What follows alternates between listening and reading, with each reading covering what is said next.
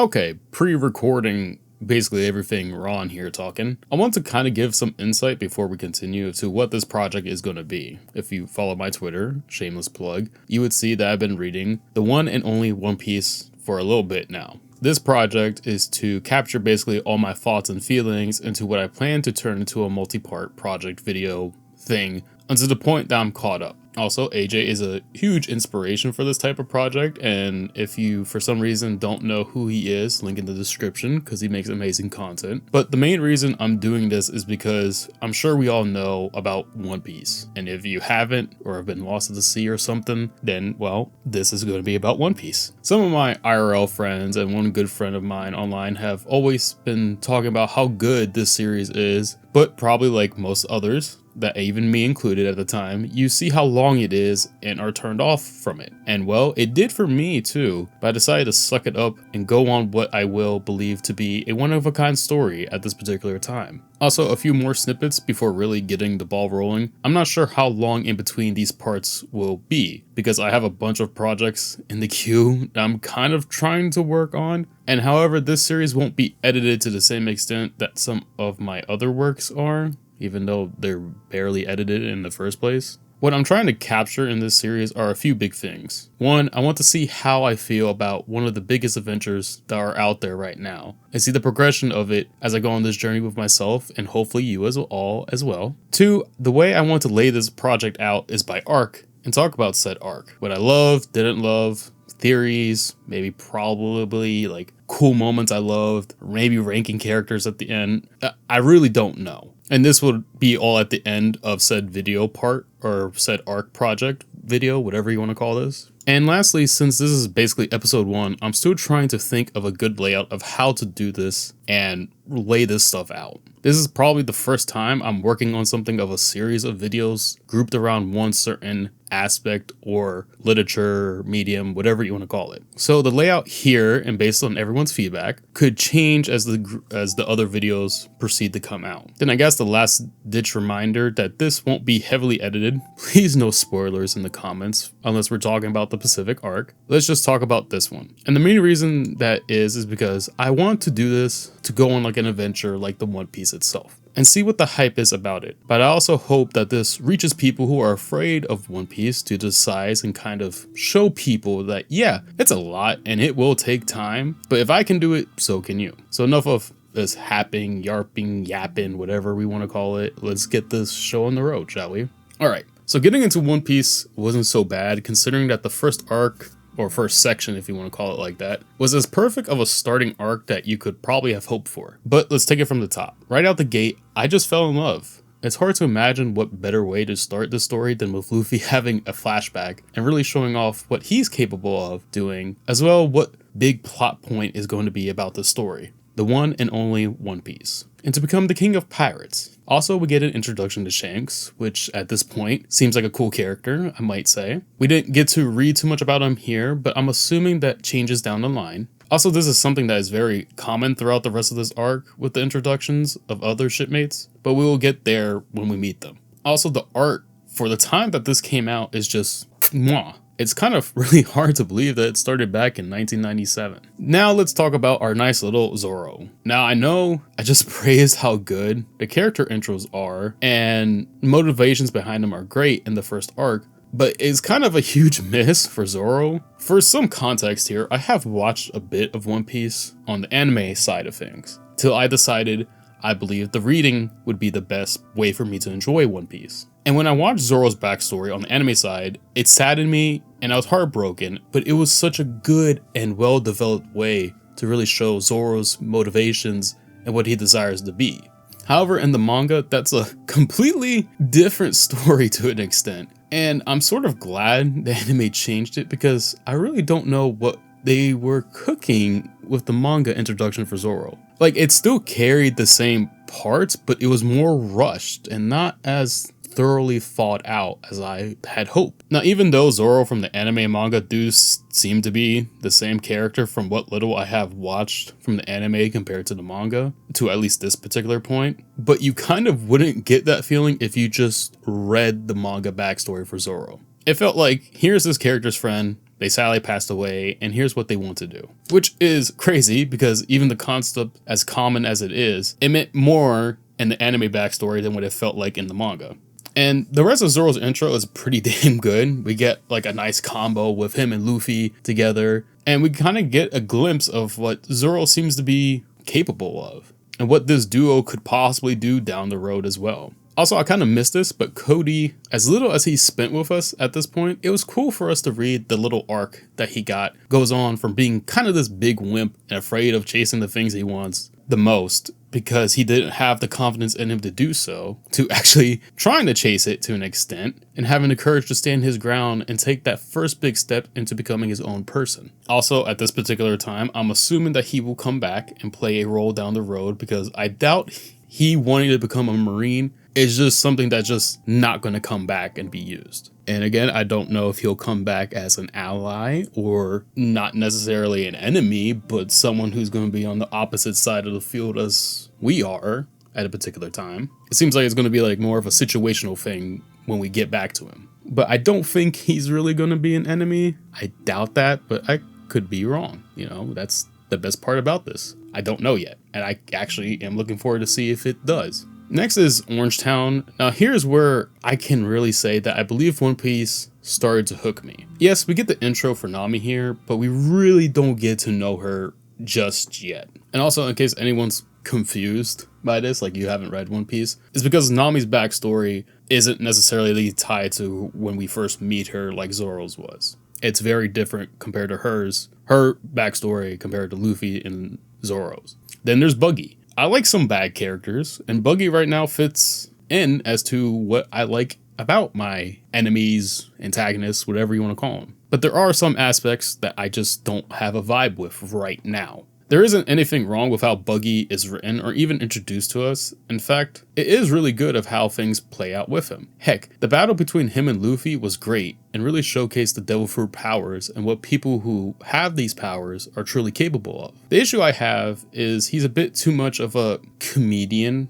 at this time, due to some of his battle stances and dialogue as a whole. But at the same time, it fits his name so very well, so it's kind of hard to mark this as a problem. He will probably grow on me a lot more, since I'm sure he's coming back without a question in my mind. Yeah, I don't see how he wouldn't. Now the intros of these characters are out of the way. Orangetown at this time feels like it's set the standard of what this series will be about, and what I hope it to be. What I'm trying to get here is nothing wrong with some of the comedic aspects here and there. I love it. Something that can make me laugh every now and then is nothing wrong. However, it's kind of weird for me to say this, especially when what I'm about to say. It's kind of weird when you have these comedic aspects associated with pirates. Because when you think of pirates, you kind of think of bad people. You don't think of comedians and all this fun stuff that Buggy was particularly doing, and so was Luffy at times. However, Orangetown really shows us the best parts, I think, of what One Piece has to offer at this particular time. It does show us the bad aspects of pirates, but also the good stuff, the stuff that we typically don't think about when we hear the name pirates. And some of the ugly as well. We did get to see like bits and pieces in Romance Dawn, but not to the extent here at Orangetown. We see a town for the first time that is really affected by Buggy and his crew, and we see the negative aspects and effects that it has on the people of the town itself. Even though it's a fantasy story, I like that it was done like this. And like I said, we do see what good aspects of the pirates have through like Luffy, as Luffy leaves money behind to help the town rebuild itself, which also gives us more insight into Nami as well, which at time her getting upset meant more for her than I could imagine. But again, we will get there. Serp Village. I think that's how you pronounce it. I'm probably completely wrong. Where do I begin with you, my dear? I guess the best place to start is with no other, the GOAT himself, Usopp. To be completely honest with you all, I wasn't sure if I was going to like Usopp, just based off the few pages and dialogue I got of him. Mainly because I was trying to think of a good reason as to why he needed to lie all the time. Or make these wild stories that clearly are fake, and they just didn't make sense at that particular time when I first started reading this part. Then when I found out why, even though it's kind of against my moral compass, because I don't really care for liars in particular. Finding out why he lied made me like Usopp in a way, because it had a good reason behind it. However, the thing I do like about Usopp, and something I'm probably going to enjoy more as the time goes on, is even though he's a big fat chicken, he does care about the people around him and will do his best to keep them safe, as seen throughout this sub-arc. Even though at times he's got the chicken inside him more than the dog,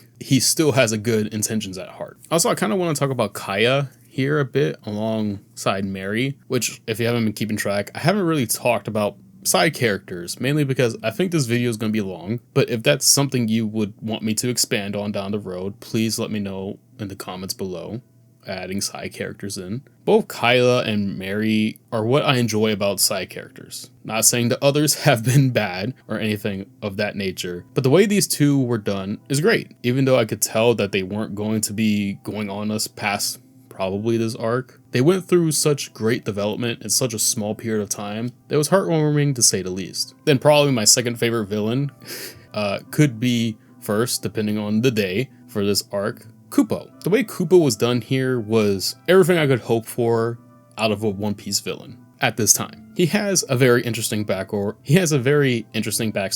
that really sets up how much evil this dude could really be, and showing us at the same time that we're dancing in the palm of his hands while this whole time, without anyone really catching along, that this dude is a sick dude and a genius. It's great. I love it. Now, Syrup Village is interesting because it does take a bit to get off the ground, but once it does, it just doesn't stop. It's like we went from a speed zone of 25 and we just hit 75 right off the highway. It just doesn't stop once it starts going. Also, to be completely honest, the Kupo battle with the Black Cat pirates at his side really felt like the first time to this point where it wasn't just a regular fight that was in our favor from the jump. We knew Kupo was a tactical person, clearly by the plan he laid out, and Nier had it perfect till we ruined it. However, but then, Sham, Bucci, and Django felt like the perfect 1-2-3 punch that could and do damage to our crew that could leave us in disarray, which it did for a good chunk of this battle. Also, not really related to this topic at hand, I like the theme of the Black Cats. I thought it was cool. Now, even though I loved how our crew handled especially Usopp, I think Luffy took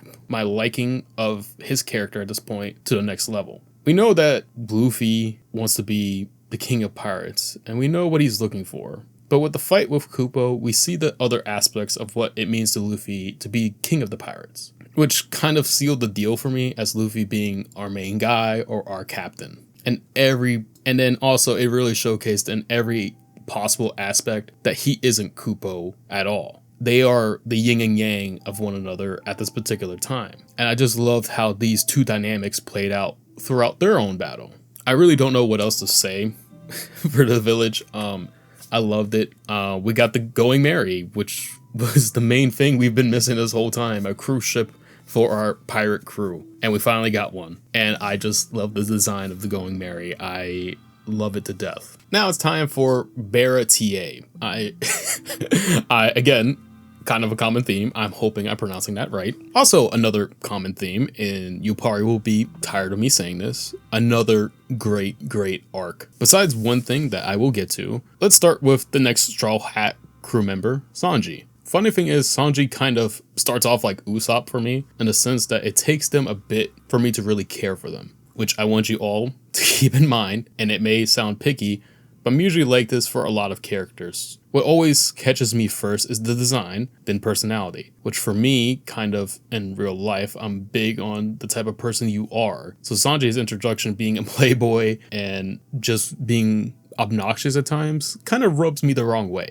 But it's this big heart that really won me over. Learning about Sanji's past and learning the why he sometimes acts the way he does or wants to achieve the things he does made me really enjoy his presence here and now. But even before his flashback, when he helped Jin, it spoke volumes to me. And that basically kind of won me over with him. Now for me, the best part of this arc, the battles. And boy, were they great. First, the biggest and I believe the best battle in this whole sub-arc, was Zoro vs. Hawkeye, which was very one-sided, extremely one-sided, I might say. But to this point, reading was probably the most impactful battle that we've been a part of. we learned very quickly that the sea is no joke, that there are people that are capable of doing monstrous things. And we learn about the warlords a bit, which opens up a whole new world of things to think about as we continue this journey. Then seeing Hawkeye in action, I was amazed and put into fear of what he's truly capable of. And what I really liked was it basically showcased that yes, our crew is strong and great, but there is a gap between where they are right now to everyone else that's possibly out there in this ocean, let alone these other warlords. What are they capable of? And what also made this battle kind of impactful was not only did we see Zoro's first loss at this time, losing this battle, but how important this crew is becoming for one another. Zoro's resolve to become a better fighter and the promise he makes to Luffy is already one of my favorite moments at this time. Then there's Luffy and Sanji versus Craig and Pearl. Not as impactful as, the Zoro versus Hawkeye, but it was still a good battle nonetheless. But it does kind of showcase the importance of the leaders of these pirate crews here, and it showcases that Luffy is, again, showing us, or the story is basically showing us the separation of Luffy compared to other pirate leader crews or other pirate leaders. Granted, I don't know if it will come back and bite him down the road, but right now it is a pretty cool thing to see the contrast between Luffy and everyone else. And it kind of puts things in a lot of perspective. Besides like that thematical aspect, the battle was okay. We got to see Sanji in action, which I kind of cringe every time he threw his leg into something, because I just think about the pain that I would feel if I did something like that, and it just it just doesn't feel right when I see him twisting his legs around like that and just smacking them against hard surfaces, or surfaces you're not supposed to be smacking your legs into. And we kind of got to see more of Luffy's abilities, which I enjoyed, and how he really handles himself in battle. Even though he kind of threw his body all over the place, it kind of, again, showcased his abilities, but also does showcase his spontaneous side, which in theory it should bite him back really bad down the road, but that is to be seen yet. Then the ending segment of this arc is just as good as Zoro vs Hawkeye. In such a short little bit, it was able to capture the importance of how Sanji feels about showing Zeph and everybody how much he did care for what they did for him, but also how much they care for Sanji as well, which I thought was wonderful, because if you just read this, you would think that they all kind of hate each other, but families have fights and arguments. But what separates a well-balanced good family to a crazy and dysfunctional one, it's all showcased here. It showcases all the good aspects of what a family is. Everyone was proud of Sanji for taking his first steps towards his dream and seeing the great blue, but even battling alongside him and having his back when he fought the evil pirates, it showed us everything we needed to know. Then it's time to see why Nami headed out on her own, even though it was hinted at a handful of times already. But this time we really see Nami as Nami. Alright, again, you will probably be tired of me talking about this constantly throughout this. I've already said it a few times, and I can only imagine how many more times I'll be saying this in future videos. Arlong Park was dang near perfect of an arc. I think what makes Arlong Park so special, for me at least, while I was reading, is that it has everything I think you could hope for when it comes to One Piece, but also storytelling as a whole. We got to know Nami bits and pieces through, but compared to when we first met her, to definitely in Arlong Park. But man, when we really get to know her, I'm not ashamed to really admit this, I did have a couple tears reading her backstory. I'm kind of a sucker for this stuff, or, as my years have gone on, I've been more emotional, I would say, for reasons, for this type of stuff. And it always gets me no matter what, but I think it made it hit more was not only finding out about Nami's past, it was also the resolve that the rest of the crew took to make sure they dealt with Arlong himself so that Nami could fulfill her dreams and aspirations. But also really showcase the crew's dedication to free Nami and this island of people that Arlong has put under his control. And really, again, free Nami to let her be Nami. The best way I could probably talk about Arlong Park or how I truly feel can really be summed up into this. Up to this point, I enjoyed One Piece, and I'm hooked to it even though I take breaks reading it here and there, which I will touch on later. There are signs here and there of what everyone talks about. This is what makes One Piece, so on and so forth. We've seen it all. You've heard me talk about these points, these certain aspects that I've liked, everything in between, the amazing characters, so on and so forth. But Arlong Park is what really, I think, put the stamp of seal for me to continue this journey with One Piece. And to be blunt, it is my reason right now that really makes me want to catch up and enjoy this amazing journey with everyone else and see what everyone's reading about. I may want to watch the anime aspect of it down the road again, because I did watch a bit of Arlong Park. But right now, Arlong Park is the standing example of what I believe One Piece is truly about. And what I kind of believe a lot of other storytelling elements other people could take from it as well. And another thing that kind of sold me on this arc was it finally looks like we're becoming a crew, just the way we wanted to be Arlong for Nami's sake, but also for the Islanders' sakes as well. We got hints and pieces of this crew finally becoming a crew with Zoro and Hawkeye's battle, but watching Luffy put his treasured hat on Nami's head, I think is, again, one of the best moments to this particular point. I could go on and on about Arlong Park, from the amazing battle between Luffy and Arlong themselves, really talk about Nami's past and how it really shaped who she is today at this particular point in the story, and so much more. But I feel like I may be repeating myself because this arc was, it's just great. It's hands down my favorite arc at this point, or this particular time of me recording.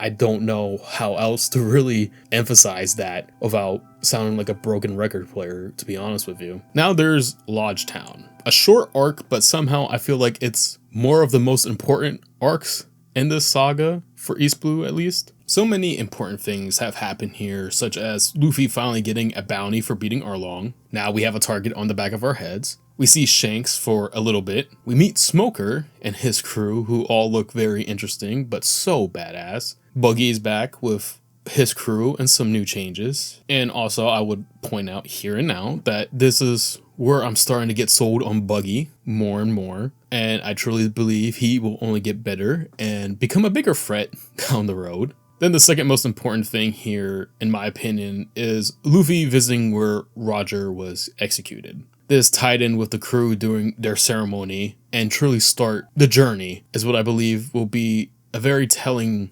sign and thing that I may come back to down the road. But I will talk about more of that in the theory part of this video. I do believe Loguetown, like I said, it was very short, but the significance of it, I think, extends far beyond its means later down the road and doesn't. It has significance now, but I feel like it plays a bigger part in future chapters and stuff like that. To kind of sum up everything to this point, I've started One Piece because, hey, it's time for me to actually try this thing. Everyone loves it. Lots of people talk about it all the time. Let me see what the hype's about. But what I kind of wasn't expecting was enjoying it to the level that I was, or still am. And I'm truly looking forward to this journey, and I hope some of you all will be there for the ride with me as well. Now, this is about where the theory or my predictions are about to start. Maybe we do some rankings. But before that, this is post-editing Ron here, I guess, once again. And I'm kind of asking for help on this. This project has been delayed for a significant time now. More so because of me trying too hard, I guess, to really nail this. And I guess some anxiety of trying to prepare this as well. Because I know how much One Piece means to people. And I kind of want to hit the nail on the head with it. But I kept running into issues of how I wanted to present this video. The draft part, which you all have heard, if you made it this far, has been done for like at least, I believe, a few months now. However, the editing side of this has taken a more significant approach to it because I can't find the perfect way to edit this because I'm not good with editing in general, but manga videos are kind of harder for me to do because I don't want to make it boring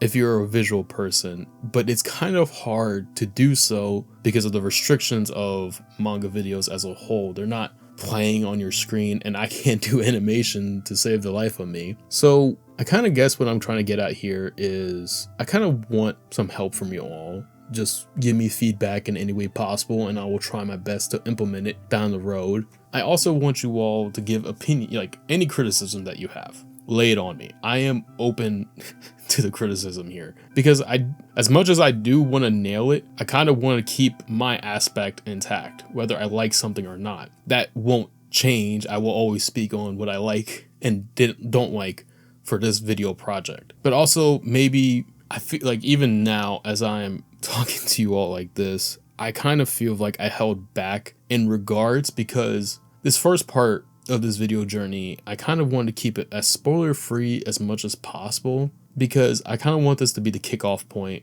for people who come along and believe One Piece is too hard to do. And I kind of want to kick off that video project showing that it may not be and stuff like that. And to an extent, I think that hampered this experience. So I kind of expect that to be a negative part of this video, but also how I should probably divide these segments or arcs to talk about. This is like my first time really trying to construct a video like this. And again, I want to emphasize any feedback that you all may have. I would please, if you have anything. And I will try my best to implement things that I'm able to implement as much as possible. Of course, going forward, it's going to be hard to avoid spoilers. I'm pretty sure that is to be expected because I don't know how anyone new would jump into part 3 of this video series when it gets there and expect not to be spoiled about certain aspects of previous parts if we have to talk about them and stuff and so on and so forth. And to basically summarize, before we continue with the theory aspect, I appreciate everyone who's watched to this point. And yeah, thank you again. So let's get on to the next fun part of this video. Oh, and before I forget, also structure. If you all believe the structure of these videos could be better in any shape or form, let me know as that as well. Thank you. Oh, and also recommendations of maybe not doing a theory thing at the end, even though I kind of enjoyed writing that part. Or maybe we can add things at the end of like each arc, like where I would rank characters at the end of this particular arc, so on and so forth. If you have anything you want me to try and add, I will more than open ears to try and see or read what you have to say. And again, I'm just one person who edits my stuff between videos. It takes a while. Trust me, I have stuff in my personal life that I do, but also trying to do this. I'm not a good editor. As you can probably tell from other videos in my story, it's basically the most basic editing skills you will ever see. Slap audio here, put music soundtrack at the bottom to try not drown out my own audio with something in the background playing. It's very basic, I know, and like I said, it's kind of hard to do manga videos because I can't do things and make them a fun watching experience. So that's why I'm trying to make it at least a good listening experience as much as possible. So, you know, again, please try to keep that in consideration when throwing recommendations. Again, I'm not going to say you're wrong in any shape or form. I just want to throw that out there too, in case someone says this editing sucks. I know it sucks. Trust me, I know. Now that that's boring part is over, I think it's time for us to get into the theories and predictions. Okay, so the first thing I guess I really want to talk about in this theory and prediction segment thing, I guess, is first one is Luffy will be king of the pirates, but there are so many things implied right now that the king of the pirates isn't what we're assuming it is going to be. What I'm trying to get at is right now there have been undertones that the government is very corrupt, as we have seen time and time again throughout this first big arc, and that they will stop Luffy or stop things from stopping them. And hypothetically, Luffy could end up like another Roger, where Luffy becomes too close to disrupting the government or overtaking the government and he gets overthrown. And like this could also be like, could the king of the pirates have both a significant meaning while having theoretical meanings as well? or is it like a fruit? Like, I don't know. This take could be very spot on, or it could age like milk. I don't know at this time. I'm hoping it ages well. Next one, Kobe. I think he's going to play a bigger role than what was shown to us so far. I don't know how else to explain this other than saying it feels right to, because the short time we spent with him, I feel like his small impact and what he wants to accomplish plays a bigger role down the road. And I do think it will have a moral battle with him more so, because as we learned again more about the government in One Piece, I think Kobe would have a moral obligation to Luffy, but at the same time, he's still chasing his dream of being a Marine. So he's going to have like a moral dilemma battle within himself. So I feel like that is going to play a significant role down the road, whether or not he's on our side or not. He's basically going to be a factor in someone who may stop us in some aspect or some way. Next one, I said this in the Loguetown aspect. I believe Buggy and his crew are a bigger threat than what I first thought they would be. Loguetown kind of made them seem more well put together and actually more of a problem than they were at first. This next one could be a stretch. I want to think this could happen, but at the same time, I wouldn't be shocked if it doesn't. I believe Zoro and Hawk may train with one another down the road. Hawkeye showed us that he respects Zoro a lot during their battle, even as one-sided as it was. But he showed tremendous respect for him, and I think down the road he may open up an idea of training Zoro, or Zoro may come to him for training. I don't necessarily know how it will go about, but if I had to put money on it, if I was a gambling person, I would assume Zoro goes to Hawkeye for training. And the main reason, again, is I just feel Hawkeye's respect for Zoro plays a big role in this. But also, usually in other literatures, not necessarily One Piece as a whole, swordsmen and swords people as a whole, usually if they carry respect for one another, they try to help each other in most other literatures. So I'm assuming that will play another factor here. The next thing, I really don't know how else to say this, but other than who exactly is Shanks and Roger, but who especially is Luffy.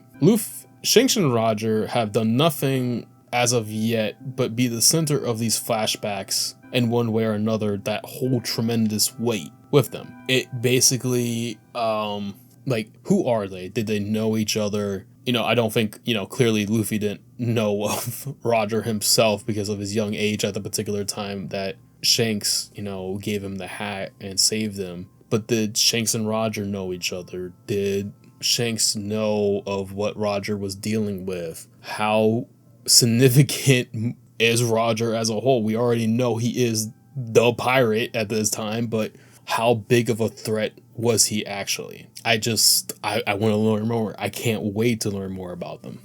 Some really easy and quick ones to kind of go through here. Like, who's Dragon? Like, who exactly is this person? Man is just basically ore farming the time that we see him, but he seems like he's gonna be a situation, to say the least, down the road. Smoker's crew seems cool, kind of. I think we will learn more about them and the government just by the way Smoker himself talks about things around them, and how we kind of get a glimpse, an extent, about how he particularly feels about the government. These are kind of like the main theories I have / predictions. There's nothing else I really want to add here. Yeah. Then I kind of guess I'll add this last aspect of a character thing here. Basically what I think of everyone quick shot it out, because you've basically kind of heard or caught glimpses of how I feel about them already through some sort of dialogue that I've said throughout this whole video. Start with our main guy, Luffy. I love him so far. I think he's the perfect person to have in the front leading us the way, because he's both has his funny and dumb moments, but at the same time, we have these moments of pure amazement of, yeah, this guy is him. I just need to know more about Luffy, because who exactly are you, my guy? who are you? Zoro, besides, you know, the backstory problem that I had, like I talked about, is another great addition to the crew. Looking forward to who he becomes down the road because of his dedication. When people show that much dedication early on, usually like 8 out of 10 times their potential is astonishing. And I can't wait to see more of him as he grows, and I love him already. Nami, on the other side, is kind of different. Her start was somewhat slow, but Arlong Park, or Arlong Island, whatever you want to call it, is what made me fully get her. She is the queen bee, and I'm all here for it. I love her to death. I love all these guys. I love all those crew to death. Then lastly, or not lastly, sorry. Then there's Usopp, which again, kind of a theme here. I didn't care all too much for him at the start, but he has truly warmed up to me as his arc came to a close. I love him to death. Sanji is good, but if I had to rank him, I think Sanji at this particular time is probably my least favorite crew member. So I'm kind of hoping to see more of him down the road and see him grow as well. Then I guess the last thing here that I feel like I should touch upon is Shanks himself. I think this could be one of many parts probably in this video that could trigger some people. I like Shanks. I think he's cool because he really fully kicks off this journey for us and what the One Piece is. But I don't necessarily think that I could place him in a character ranking thing, because I just don't know that much about him. Through the few instances that we've seen him, he's added a lot of context to the story, but I feel like I need to know more of him to fully grasp everything. Like, he's a cool character, I'm not gonna deny that. He's a very awesome character. Look at what he does in basically chapter 1. An amazing character, a very strong character that we can tell from too. But I just want to know more of him before I can definitely say, hey, I really like Shanks. And well, this is the end. I'm looking forward to continuing this journey. I have a good feeling that this will be a fun journey that I probably won't forget throughout my whole years of living, I hope, for many reasons already, but hopefully for a handful more reasons down the road. Thank you all for watching. I hope you all enjoyed. Again, leave any feedback that you may want to, or any recommendations that you may have. I hope to see you in the next part of this video whenever it may hit the surface. Thank you yet again. Drink some water, stretch, posture check. Please take care of yourself because you're important. And to the next one, I will see you all later.